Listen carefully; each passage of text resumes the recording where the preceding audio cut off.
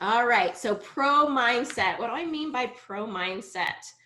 Well, we're definitely going to get into that, and I'll explain what that means. But first, and I know that many of you are very familiar with me. You've been coming to the study groups, you've been coming to our pro book club meetings, but some of you may be new to Pronunciation Pro and don't fully know kind of what our situation is here and who I am and things. But this is me, this is my husband, Dan. We have 4 little boys, and we have a 5th baby coming at the end of November, which Natalie, you asked about my cold. Whenever I'm pregnant, I have a little bit of a little bit of a cold, I guess. But what we have, so this is my little family. You call it big family. I am from a family of 9 kids, and so to me, this feels pretty manageable. But I want to tell you a little bit of backstory and get a little personal here in our journey. My husband, Dan, we've been married for 15 years. We just celebrated our 15th wedding anniversary this summer. And what's been interesting about our journey is that Dan has really struggled with mental health over his lifetime, and especially in his adult life. He struggles with, he's had a long time history of ADD. But then that has kind of led into things like depression and anxiety and addiction and things, a lot of mental health challenges over the years. And over the years, as we've been trying to deal with this and know what we're struggling with, we have not reached out and found as many resources as we probably should have. If I were to tell my past self what to do, I'd say, go get some therapy, go get some training early on. But in the last 2 years, 2 years ago, it kind of hit a very critical moment where Dan was really struggling and we were really trying to find some answers, and we decided to go and find some more help for him. And so that led us down this journey of really getting a strong testimony, a strong just experience with the power of therapy and the power of mindset training and understanding how our brains work. And it's been an amazing journey and something that was really, really hard and has been really hard for so many years, just trying to battle these challenges with mental health and mindset. But as we've discovered these certain tools, it has opened up this whole world to us that I am so excited about, and it's made such a difference for us in our lives. Dan, in his mental health, he is not only survived, we were kind of in survival mode for him for a long time, but he is certainly thriving now. And it's a progression, it's a slow progression, but I'm so proud of him. Very much a brilliant man, but with these mental health challenges, he was really struggling to tap that potential that he has. And that I could see in him. I've known for years just what he can be and what his potential is, but he was limited. These barriers, these mental barriers that he had really limited him in his growth and progression. And so it's been really interesting to see him kind of break through those barriers. Now, it hasn't just been him. Now, I've been very interested in self-help and professional development and all of those things my whole life. And as we've gotten into these mindset trainings and these understanding the brain, it's been very interesting because I've recognized, I think I took for granted my upbringing in having exposure to some of these growth mindset principles, that I can learn anything that I set my mind to, that I can dream big, that I can be, here, let me just open up the chat box here. want to open these up so that I can see who's here and what's written in the chat while we're going. Anyway, I absolutely recognize that, wow, I was raised with such an abundant mindset that there's more than enough for everyone, and that if I set my mind to something, I can achieve it, and things like that. And I recognize, as I've been married to my husband, and some of the challenges and fixed mindsets that he's had, that's not the norm. And as I've gotten into this mindset training, I've even realized my own barriers in my own life and in my own brain, that even though I was, I've been able to function at a higher level, and, build a business and have kids and feel like life was going just fine, I recognized that there was so much room for me to grow as I understood my own brain. Okay, so I'm so excited, not only for what Dan has been able to learn through this, but what it means for anyone who's struggling with mental health, or anyone who just wants to achieve bigger, higher goals for themselves in life. And what I see in our Pronunciation Pro students is that through the students that come to me and are wanting help are those high achieving individuals who are looking for, to really achieve those big dreams and to work hard and to grow and develop in big ways. And what's exciting is that these mindsets and this way to kind of tap into our brain and our higher self is really the key to being able to achieve those higher goals. So I'm really excited that we get to, go through this together, and that I can kind of talk to you about what's happening. Now, coaching and mentoring, finding mentors and coaches has been critical through this. Like I said, we tried to kind of do it on our own for a good 13 years. And then once we kind of tapped into this network of therapists and coaches and mentors, I cannot say enough about the importance of having someone outside of ourselves and outside of our spouse being able to help us with wisdom and guidance. And that's why I'm so excited that you're here and that you're trusting me in that coaching process, because I feel like that ability to get coaching and the openness and vulnerability of getting coaching is what's going to take you to these higher levels. All right. Me personally, I have personal coaches that coach me every week, and I have business coaches, a business coach that coaches me every week. And so I've really tapped into this, and I've dove full in, saying I want people to kind of show me my own brain, show me my own limitations, so that I can do more with my life. And I think that that's so valuable for everyone. So I'm so glad you're here and doing this with me.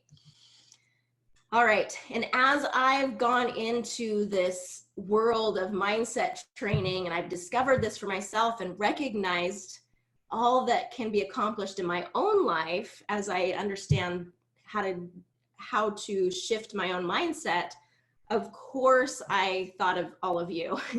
And I thought of your situation, and I thought about every time I get a survey in with a new student or emails, every single time there's talk of confidence, that we're struggling with confidence, we want more confidence, and that there is pain and discomfort because of these situations where we don't feel confident and we feel very unsure of ourselves, and we want to feel more confidence. And so as I go into, as I've been learning these things, my thoughts have been with you of how can I bring this understanding and these mindsets to you? And that's really what we're doing here. So I'm very excited about it. So let's really jump into what pro mindset means. And this is going to be an introductory kind of thing. We're going to kind of jump into some practices that I recommend, but we'll definitely be implementing more of this into the Pronunciation Pro site with these monthly trainings. And then I've got a lot of ideas here. So talk about, dreaming big. I've got some great ideas for what we have in store for all of you. So I'm really excited about this. Okay, so in Pronunciation Pro, there has been kind of this twofold mission: be understood and be confident. Okay, so as we go through the Pronunciation Pro course, that be understood is very much a focus of, we're learning the sounds of English, we're learning the rhythm of English, we're learning all these skill sets that help us be a better communicator and be more clear in our pronunciation and fluency in English. This is a skill that needs to be developed, and it is absolutely critical in that development of confidence. Now, the confidence piece, what I've kind of seen over the years is, as people train and do the hard work of getting, really fine tuning their accent and really improving and growing in their accent, then confidence tends to come. But I've found that sometimes that's not always the case, that there are more mental barriers that are keeping our students from feeling fully confident in the way they speak, even though they sound amazing. Okay. So it's interesting because I've been able to see this and say, okay, what's the disconnect here, and how can we bring more confidence and help them be more confident? And that's where the pro mindset comes in, as I feel like it's this missing puzzle piece to the equation, that it's like, okay, we have to work on those skills of being better understood, but we also have to work on our mindset and how we're thinking about ourselves and thinking about others, and how we go about doing hard things, and what does that mean for us. Okay, so we're going to be diving into all of that. But first, let me introduce a concept here, and this may be new to you. It may be something that you've already heard before, and so stay with me, because I think that even if you've heard this before, there is power in kind of broadening your perspective of it, because I feel like I was raised in a way, and I've kind of had this growth mindset over the years that helps me understood the difference between my internal world and my external world. But as I dove into it, I recognized, oh, I'm still blurring the lines, and there's still areas of my life that I feel like there's a crossover. So let me explain what I'm talking about. So I want you to get clear on our internal world and our external world, okay? So internal world is our thoughts and feelings, okay? Our thoughts and feelings are kind of the internal world. Our external world are the circumstances around us, okay? So the circumstances around us are external, our thoughts and feelings about it are internal. Now let me give you some examples of kind of connections that we tend to make. We tend to think that, in the world that we have, and let me just kind of look at my notes here for a second. So in our world, we're kind of conditioned with this mindset that our external environment dictates how we feel, okay? Our external environment dictates the way we feel. So we always say, well, if I won $1 million, then I'd feel peace. I'd feel financial peace. I'd feel happy. I'd feel confident. I'd feel great, okay? So we kind of have this feeling of like, oh, if I only had money, then I would feel good about life, or I'd feel good about myself. If I could just lose weight, then I'd feel happy. Then I'd feel, more joyful. I'd enjoy my body more. And, that's how I'm going to feel better, because I have to control this my external world. Okay. a lot of things that times I hear from my students, if I can just sound 100% native, then I'm going to feel confident. Okay. So what we're doing is we're connecting this our external world to our internal world and saying that if this happens out here, then this is what's going to happen in here. The only problem with that is, do you know wealthy people who are not at peace or happy? Do you know people who are skinny or fit and healthy who are not happy? And do you know native speakers or people who sound native who are not very confident? Okay. So I want you to think about that for a second, because if we have examples of people who fit these external situations and don't have these feelings, then we can pretty much assume that, we can assume that like, well, there must not be a direct correlation there. There must not be, it must not be A plus B equals C in this situation. So, well, what is it? But we've been kind of conditioned that, well, I just have to change this and this will happen. Here's kind of the danger that happens. Okay, I don't like my job. I'm very unhappy with my job. Oh, okay, all I have to do is change my job and then I'm going to be happy. Okay, I think that sometimes is a challenge for us where we feel like it's the job that's not making me happy. And when one of my coaches said that it's not your job's job to make you happy. it's your job to make you happy. And we'll talk about that. But I thought that was interesting. It's not your job's job to make you happy. That's up to you. And one thing that I talk to my kids about is that when they go to events and they say it wasn't fun, I'm like, well, it wasn't their job to make it fun. It's your job to make it fun. So anyway, another situation, kind of dangerous situation we get into is, well, I'm not satisfied with my marriage. So I need to get a new spouse, or I need to change that external situation, or I need to change my spouse. My spouse needs to do something different. And then I'm going to be happy. Okay. So we keep trying to kind of change these external things to try and help us feel better, because we're very, very motivated. That's what motivates our actions, is our feelings, right? We're very motivated to find peace and happiness. Isn't that what all of us want? We want to kind of feel those good fuzzy feelings in life. We want to feel confident. We want to feel happy. Okay. But what I want to emphasize here is that the situation, the external situation, is neutral. Okay.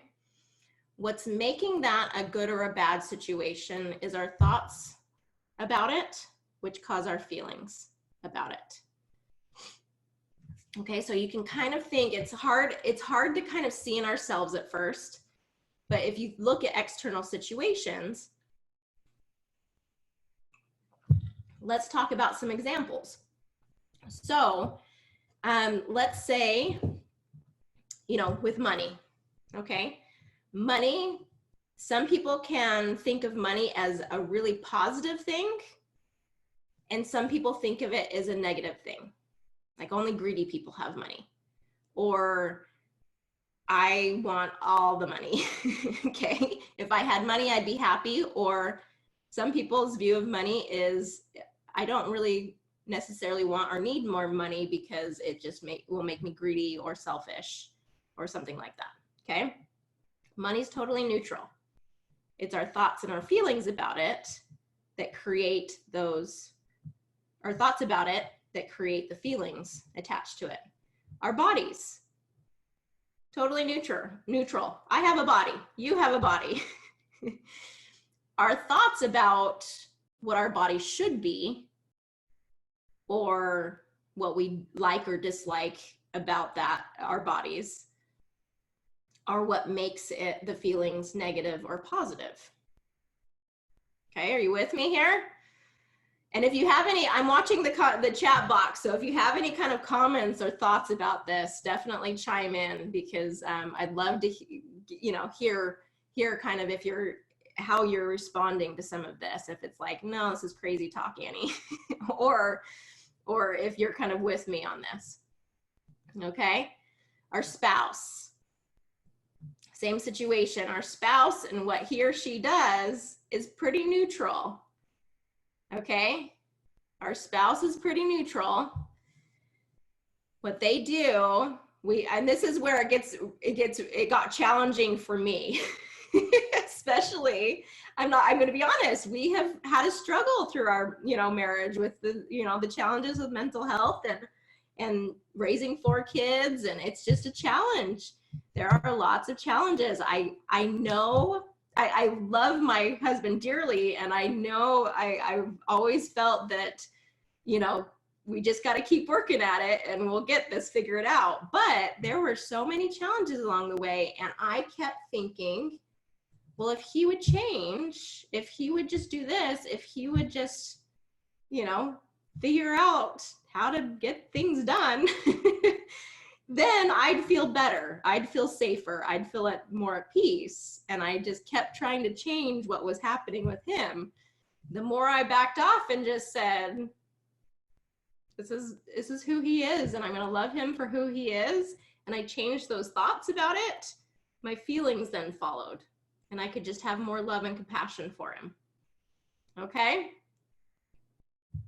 Don't think that this is just going to stick the first time if this is a new concept for you, because it's taken years here to figure this out. But let's now apply it to what we're working on here. Okay? Accent. Okay? So this is really something that's very interesting. Your accent is pretty neutral. Okay?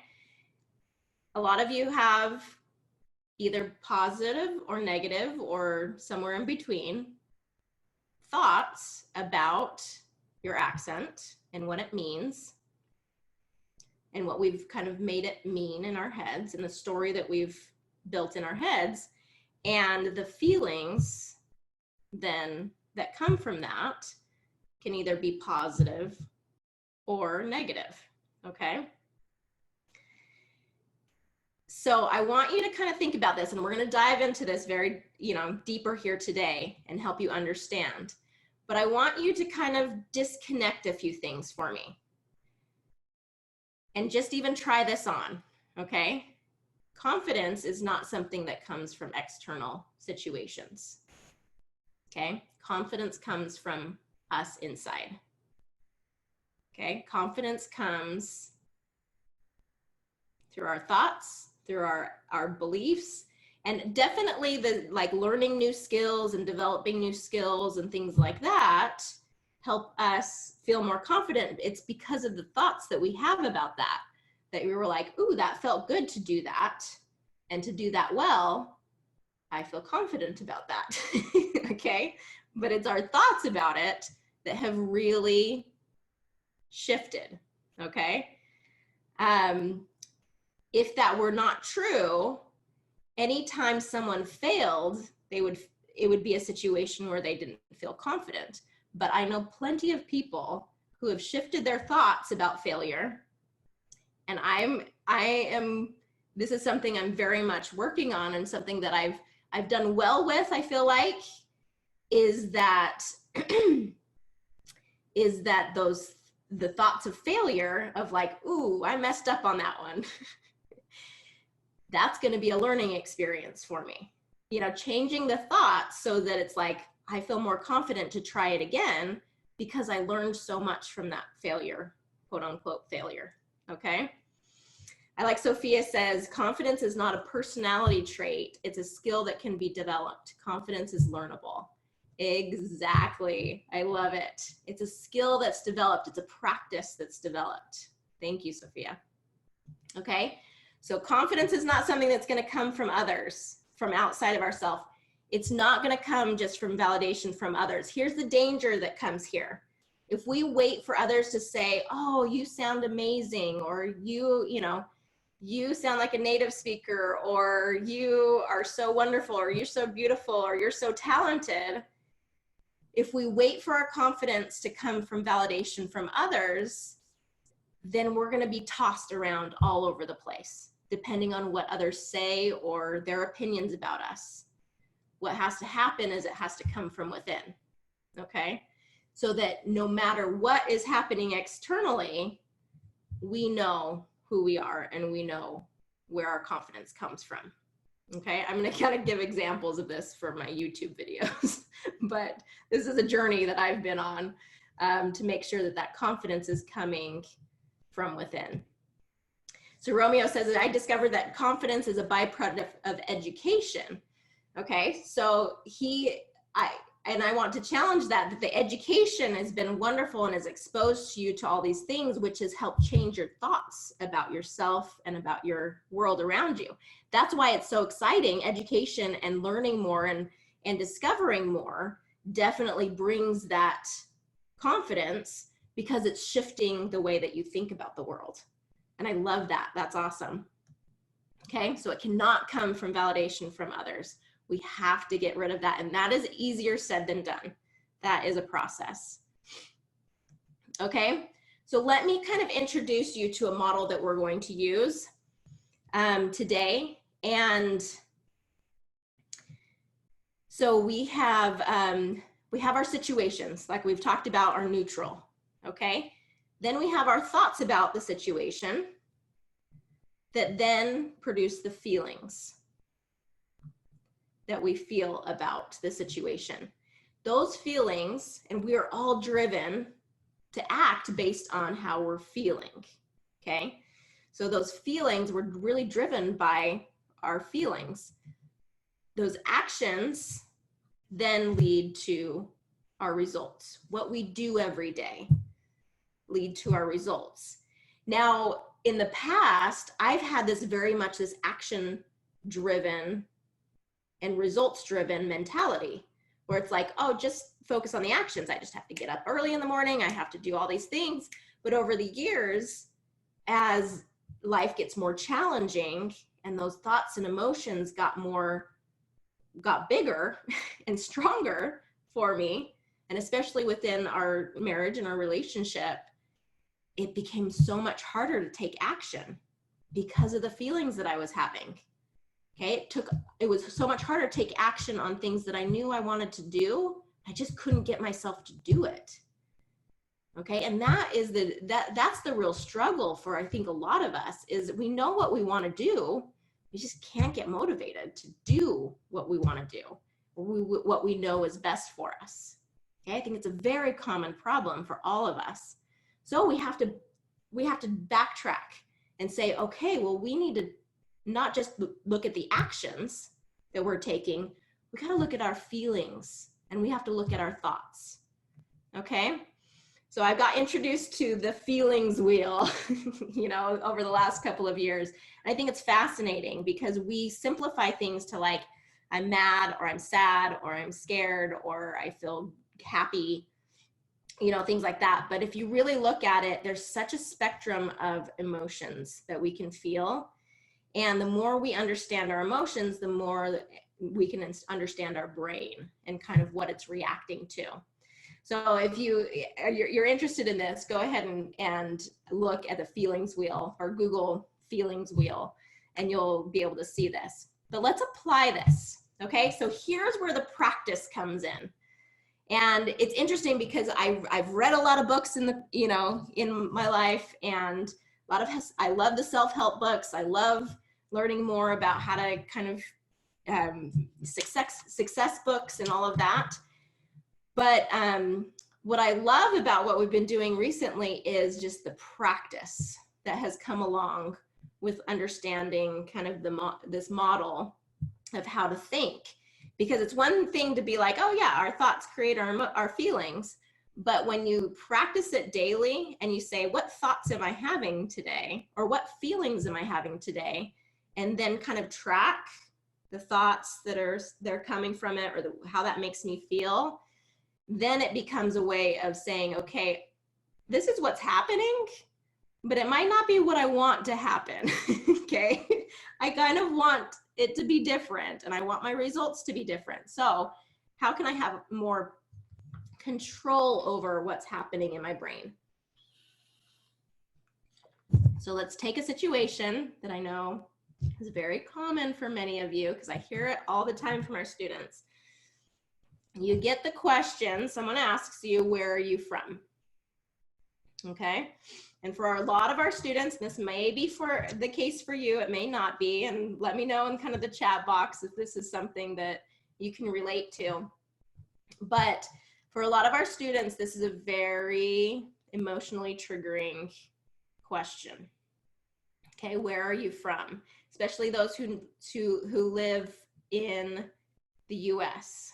Okay, and this may not apply to everyone, but here's what happens. You're in a situation, you're kind of talking to native English speakers, and then someone asks, well, hey, where are you from?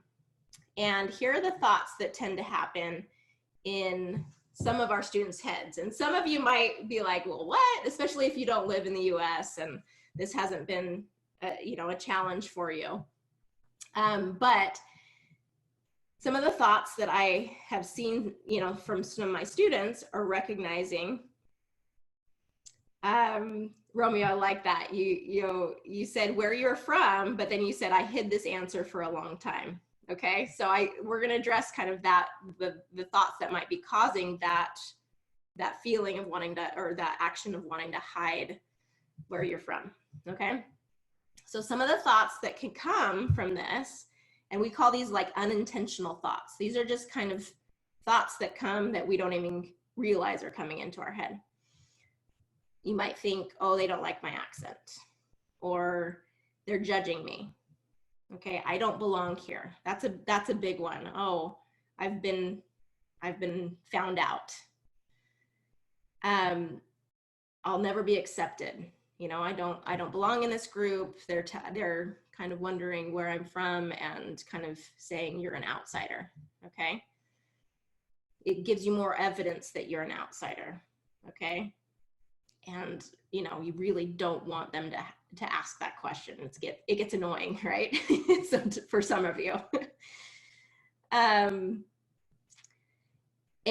so this is, for some of you, this is a very common experience, that you're feeling these thoughts, you have these thoughts.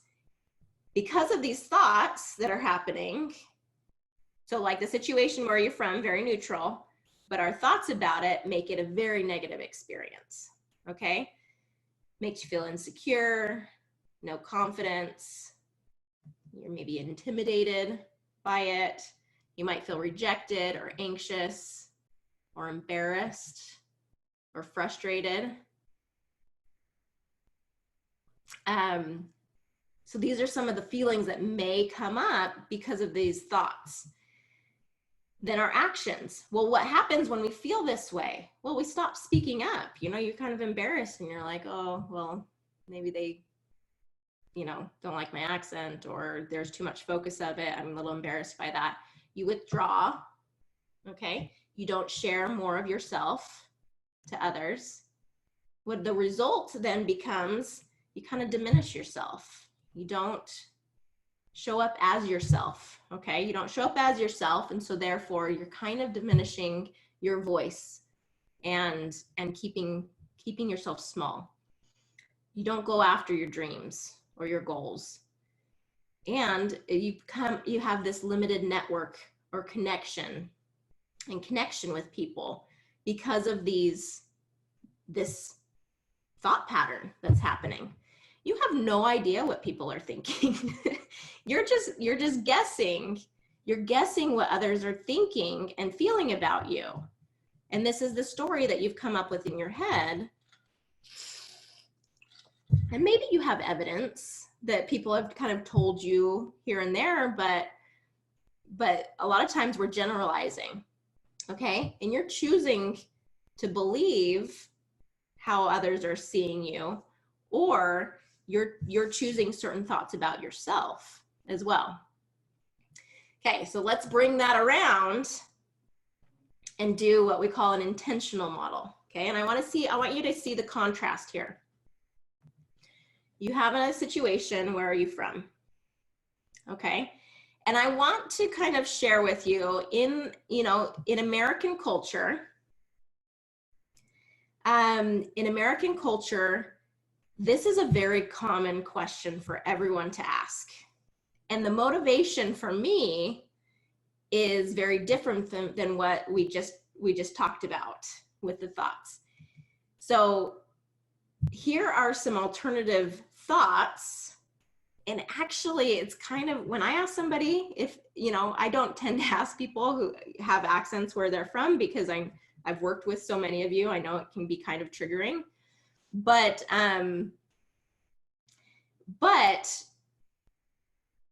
here is when I ask someone where they're from, and I ask a lot of, like, it's a very common question in getting to know people. Okay, asking where someone's from is a way to make a connection with that person. Oh, you're from Australia? Awesome. I've always wanted to go there. Okay. You're from Brazil. Oh, cool. I don't know much about Brazil, or I just visited Brazil this last week, or this last month, or this last summer. Here's a way for us to connect. Okay. So your thoughts could be, they want to connect with me. They're interested in getting to know me. Okay, so just contrast these thoughts with what we had kind of talked about before. They like my accent. They think it's interesting. It's probably, something that they don't come across every day, and it's kind of fun for them to get something different. They like me. Let's try on those thoughts. It's fun to get to know new people. This is a great way to practice English. Okay, so you're talking to people. This is a great way to practice English. All right. The feelings that come from that: confidence, right? I'm going to feel confident. I'm going to feel accepted. I'm going to feel valuable. I'm going to feel relaxed in this situation. I'm going to feel secure. I'm going to feel powerful. And I'm going to feel connected. Like, these people want to connect with me. I want to connect with them. Okay. What's going to result from that? We're going to speak up. You're going to be yourself more. You're going to engage. You're going to maybe ask about them, because you're like, ooh, they're trying to connect with me. I want to connect with them. What can I ask them that will help me get to know them better? You'll practice your English. We all know that it just takes practice. It takes conversation. Okay, what's the result? We improve our English. The more practice we get, the more we improve. We have new friends. We have stronger connections and relationships. Okay? Same situation, totally different thoughts, feelings, actions, and results that can come from it. So I want you to just kind of see the difference there. The situation didn't change at all, but it's just those thoughts about the situation that changed everything for them. And I hope this kind of illustrates just how powerful our mindset can be, our thoughts can be, okay? So as we go through, right now, I'm really just asking you to kind of identify that and just recognize, okay, there's a space between something happening, someone saying something, someone making a comment about my accent, or making a comment about me, or making a comment about anything, or just giving me a face, or, whatever it is. But there's a space between something that happens and our thoughts about it and our feelings about it. Okay? And we don't have to change the external to be able to come to these good, strong, positive feelings that will help us show up as our best self. We just have to work on the thought process and be aware of. And right now, it's the first stage is just awareness. Let's be aware of what our thoughts are so that we can really kind of dissect that. Okay? Let me give you an example of something over the years. So YouTube has been, many of you probably found me on YouTube. It's a situation where for 8-9 years, I've been putting up videos on YouTube. And I tell you what, the first time I put a video up on YouTube, I was terrified. You know, how are people going to see me? Like, am I going to do it wrong? So many thoughts going on in my head and not a ton of confidence in that. But I knew that I had something to share. I knew that I had something important to share, and I wanted to get my message out there. Okay. And I knew I wanted to create something in my life.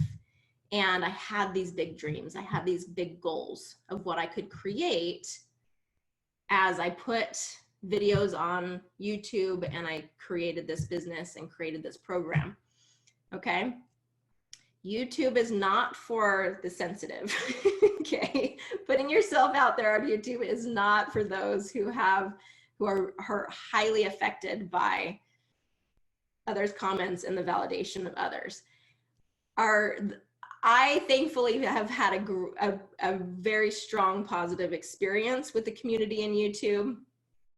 There's been a lot of positive and a lot of wonderful that has come from the YouTube community and subscribers and comments and things like that. So I'm very, very grateful. But over those first few years, I had to develop a very strong internal belief system of who I am and what I'm doing because of some of the negative comments or some of just the critical comments that would come through. Now I can kind of read those comments and kind of, laugh about some of them or read the comments and be like, oh, that says more about them than it does me. And I'm okay with that. I'm going to let them be them. Okay. Or, you know what, that's actually a good point. I should do that better.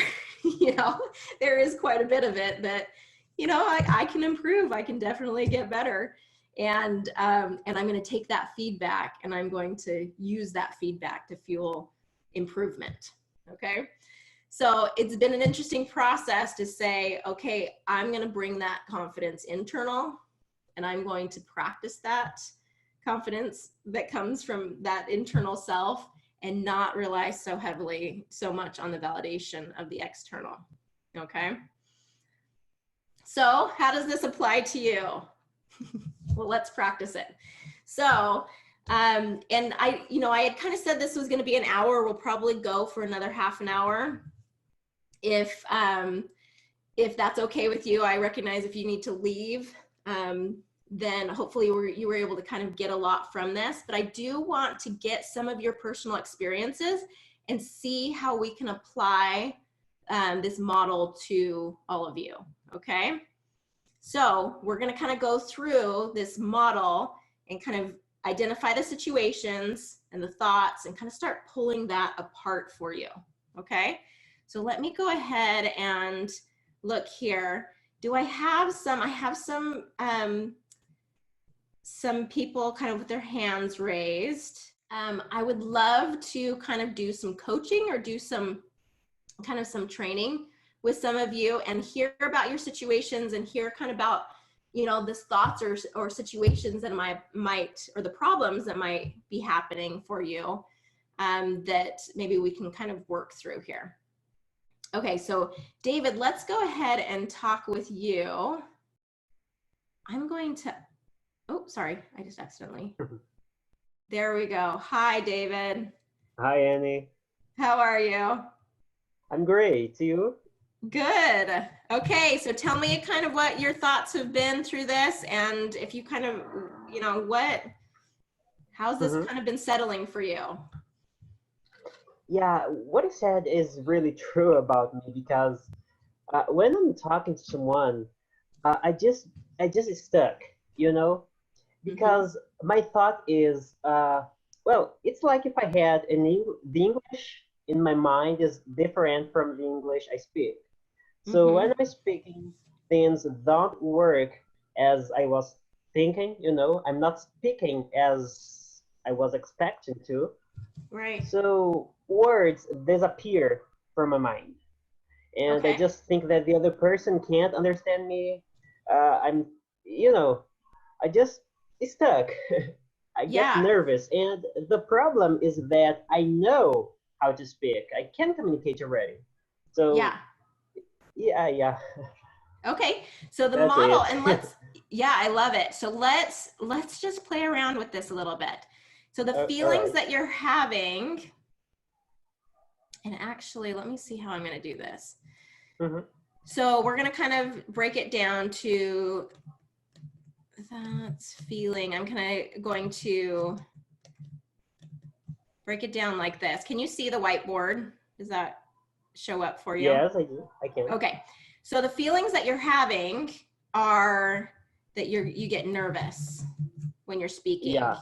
and you kind of get Nervous. frustrated because the way that Mhm. you are wanting to say things and the way that you say them sometimes don't match, Yes, right? and also mad sometimes. So you're mad, you're frustrated. Yeah, you're mad.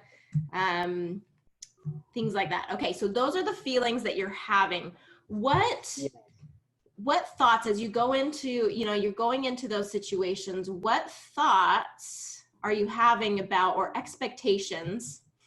There's kind of, I Mhm. think about expectations of like, okay, I'm going in to speak English, and I have this expectation that what is your expectation of yourself?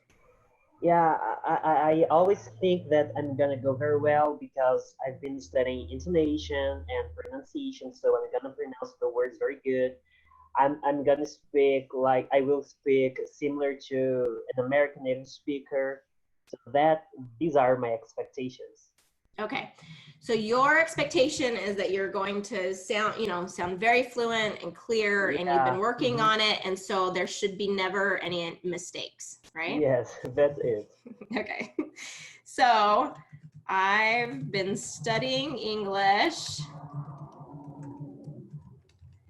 and I shouldn't. Oh, here, I'll bring this up here. Oh, this is a little new for me, so I apologize. There we You know go. what? I'm going to bring up something different. I'm used to using another format. So let me share this instead.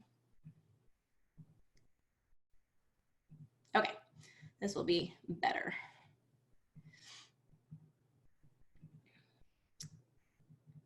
Let's get some better text here.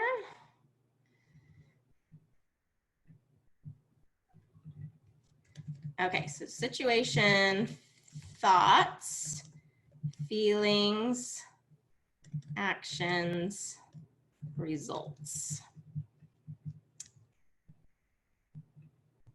Okay, so what I'm gonna do Mhm. is we've kind of talked about those feelings. Yeah. Sorry, I'm gonna redo this. So frustrated, nervous, mad Yeah. are things that you've talked about. And the thoughts are that, man, I have been learning English for a long time. I Yes. really, I shouldn't be making mistakes. Okay. Yes. The thought is I shouldn't be making mistakes. Hmm. Okay. So let's just talk about that one thought. I All shouldn't right. be making mistakes. And so that is leading to some frustration, some nervousness. You're mad when you Yes. do make some Hmm. mistakes. Okay. And then how is that going to make you act? Okay. So you have these feelings. Hmm. Yes. Oh, the situation is I speak with others in English. And you could probably say, and I make some mistakes, I'm making some mistakes with my English. Your thought is I shouldn't make mistakes. This makes you frustrated and sad or mad. And how are you going to then react to that? What are your actions based on that? Yeah, usually I just stop speaking or I let the other person speaks more than me because I'm Okay. thinking I'm doing bad Okay. and Let just others, lose a great opportunity to practice. right. Okay, so the result is you lose opportunity Mm-hmm. to practice. I love that. Yes. Okay, Mm-hmm. that's a really good insight to kind of that situation for yourself. Okay, is so obviously you're not wanting this situation, right? Yeah, definitely not. Definitely not wanting this situation. Okay, so what we call an unintentional model. It's like that's just what our brain does. It's on autopilot. It's just happening. And we don't feel in control of that, right? You don't feel like you have a good control of that. Yeah, exactly. Okay, so let's feel a little bit more empowered here, because I think there is more power in this situation than you think. Okay. Okay. Let's hang out in this thought model, because the thoughts is where our control comes, where our power comes. Mm-hmm. Okay, so what do you want to feel? Well, let's talk about what do you want to feel when you speak English? Yeah, I want to feel confident. Mm-hmm. Okay, you want to feel confident. All right. Yes. In this situation, okay, so we know that English and having perfect English and everything like that is a process, right? We're learning, we're growing, we're working on it.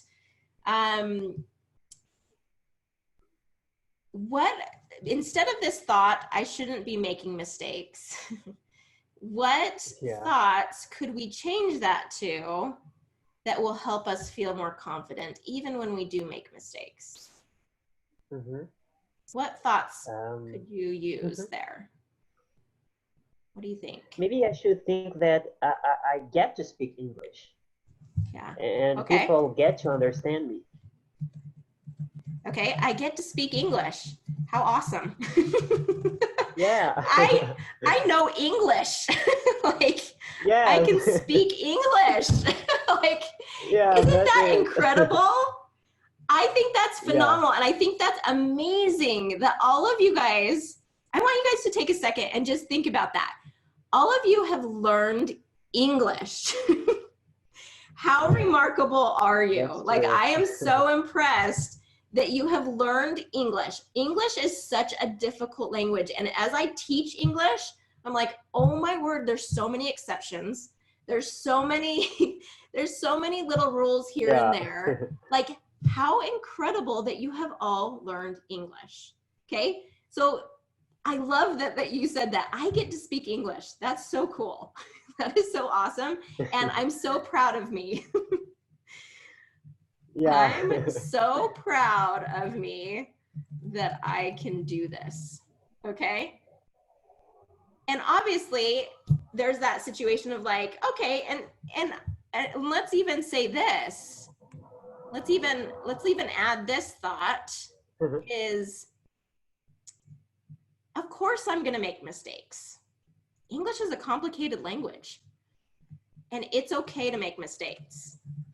Okay for me to make mistakes. That's how I learn. Okay. So this is an interesting, let's try on, oh my goodness. Oh, so even this right here. So what we're doing right here, am I making a lot of mistakes in my typing here? Yes, I am.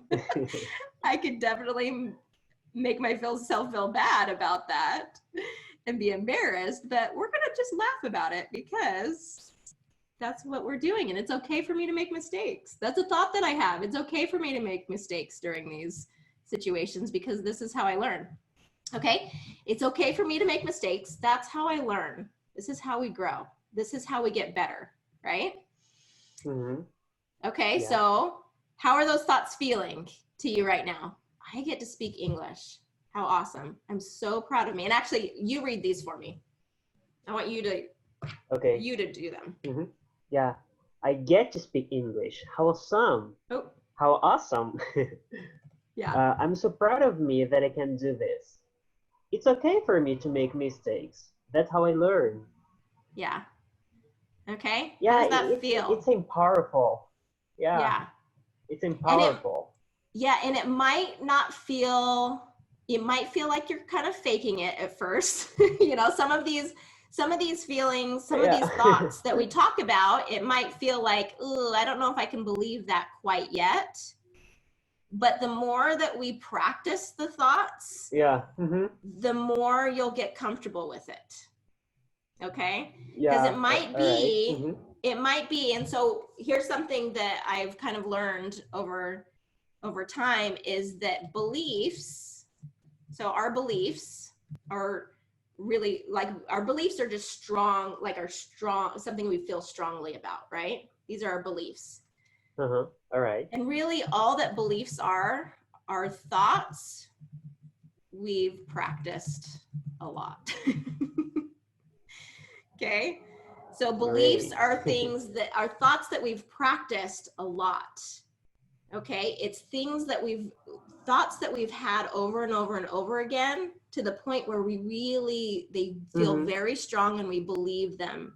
We believe them very strongly. We feel like they're truth. Okay? Like, I'm not good at English. Some people could have that thought or that belief that I'm just not good at English. Okay? And we got to challenge that thought and just say, okay, that's just a thought. That's not fact. That's not a fact. That's just a thought that you've Mm-hmm. had in your head, you know, that we can change, that you can change if you so choose. You just have to think other thoughts like, I'm learning English, not I'm the best, English speaker in the world. That might be too far of a jump for you, but it could be like, I am actually pretty good at English and I'm learning every day. That's a believable thought, right? Yeah, that's Um, true. Okay. So I want you to kind of think about that. As you think these thoughts, you're speaking English, you have these thoughts, you're feeling more confident. What actions is Mm-hmm. that going to produce? So up here, you stop speaking, you let others speak more. What are the actions that come from these thoughts and this feeling? Yeah, I'm gonna. I would this no. I would have the chance to express myself, to say Uh-huh. what I want to say, and whatever. Yeah. Just be myself. Yes. Ooh, I love that. Be myself. Be myself. Woohoo! And that's really what we want, right? We want to just show up. Want to be able to show up as ourselves, because I know in your first language, that's probably a lot easier for you, right? That, Yes. that without that language barrier, it's so much easier to just be ourselves and just to, feel more relaxed in that situation. And it doesn't take becoming 100% perfect in English to be able to show up in that way. And actually, it's the way we get to the point of improved English. Because you said right Mm-hmm. here, I lose opportunities to practice when I show up in this way. What's the result Yeah. here then? What I would be the enjoy result the here? great. Yeah, I enjoy the opportunity to practice. I practice Yeah, English I and then improve it. practice and improve my English. Yes, awesome. Okay, I love that, because that is the mode of us getting better, right? That's how Yeah. you're going to be getting better. So here's, the situation didn't change. I speak with others in English. Okay, here are the two models that we Yeah. can follow. Mm-hmm. This is kind of unintentional. This is kind of where our brain goes. Our brain is wired to protect us from negative emotions. Okay, it's like, danger, danger, don't go there. It doesn't want you to do some of these scary things because our brain is wired to protect us. But there's nothing that's going to kill us. Back in the day, there might be tigers and lions, and things that would kill us and we Yes. need to run from. But now it's like, your brain is trying to say, run away from the situation, and be scared or be intimidated or being frustrated with the situation. But really, you have Mm-hmm. to step back and say, this isn't going to kill me. The worst that can Yeah. happen is I can feel an emotion, and that's okay. I can handle that. It's not that big of a deal. Okay. So Yeah. this is what your Awesome. brain is just automatically wanting to do. But we can train our brain to do what we want it to do so that we can get the result that way we want, that we can take the actions that we want, Mm-hmm. and we can feel the way that we want to feel now. Not when we get to be perfect, but now. And actually the way to growth and improvement is through this method, is through feeling All right. confident Mm-hmm. now. Okay? Yeah, and we train our brains by repetition, right? As you Mm-hmm. said, repeating Exactly. over and over again. And you see that All right. all through life, right? It's not just Mm-hmm. here, it's not just through accent training. You probably see that same truth everywhere, right? All right. Through Great. repetition. That's awesome. Okay, Yeah, David, great perfect. job. This is wonderful. I'm really excited about this. Yeah. Okay, so go Thank you, practice Amy. those thoughts, okay? Go practice those thoughts and All right. let me know how it goes, okay?